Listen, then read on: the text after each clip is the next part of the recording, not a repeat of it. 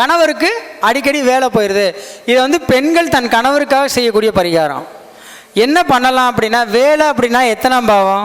10ஆம் பாவமா? வருமானம்ன்றது 2-11 ரெண்டுமே எடுத்துக்கலாம், புரியுதுங்களா? ஆனா 2ஆம் பாவத்தை எடுத்துக்கிறோம். 10-2 லக்னத்துல இருந்து 10ஆம் இடம், லக்னத்துல இருந்து 10ஆம் இடம் அவங்க ஜாதகத்துல. அப்போ வேலைன்னு வந்துருதா? கணவர் எத்தனாம் பாவமா வருவாரு? ஒரு பெண்ணுக்கு லக்னத்துல இருந்து 10ஆம் இடம் வேலைன்னு வைங்க, கணவர் 7ஆம் பாவம். 10-7 சம்பந்தப்படுதா? ரெண்டுமே சம்பந்தப்படுதா? இது ஜாதகத்துல ரொம்ப முக்கியமான இடமா?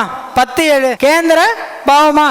அப்போ இந்த 10-7 தொடர்பு எப்படி இருக்குன்னா, அந்த இடத்தினுடைய அதிபதி யாருன்னு பார்க்கணும். அந்த இடத்தினுடைய அதிபதிகள் யாரு? லக்கணத்தை வச்சு எடுக்கலாம். சரி, என்ன லக்கணம் பண்ணி? ரிஷப லக்கணம் சார். ரிஷப லக்கணத்துல இருந்து 10ஆம் இடம். நான் என்ன பெண்ணுடைய கணவருக்கு சொல்றேன். அப்போ ரிஷப லக்கணத்துக்கு 10ஆம் இடம் அந்த பெண்ணுக்கு கும்பம், 7ஆம் இடம் விருச்சகம், 10ஆம் இடத்துக்கு 7ஆம் இடம் 7ஆம் பாவம், புரியுதுங்களா? அப்போ இந்த கிரகத்தை ரெண்டையுமே நம்ம தான் சேர்க்கணும், அந்த பெண் தான் சேர்க்கணும். எப்படி சேர்ப்பாங்க? இதனுடைய அதிபதி யாரு?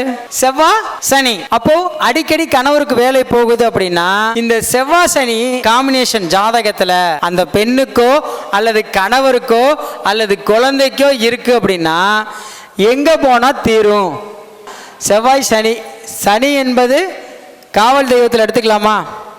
செவ்வாய் என்பது முருகன் மட்டும்தான் எடுக்க முடியுமா? வேற தெய்வத்தை எடுக்கலாமா? உக்கிர தெய்வங்கள் எடுக்கலாமா? அப்போ ரொம்ப உக்கிரமா இருக்கக்கூடிய காவல் தெய்வம் சுடுகாடு என்ன கிரகம்? எத்தனாம் இடம்? 8ஆம் இடமா? அது யாரோட வீடு? இப்போ சுடுகாடே செவ்வாயில எடுத்துக்கலாமா? செவ்வாய் சனி காம்பினேஷன் வந்துருச்சா? சுடுகாட்டுல இருக்கக்கூடிய காளி கோவிலுக்கு அதான் சொடலையில மேல்மலைன்னு ஒரு அங்காளம்மனை கூட எடுத்துக்கலாம்.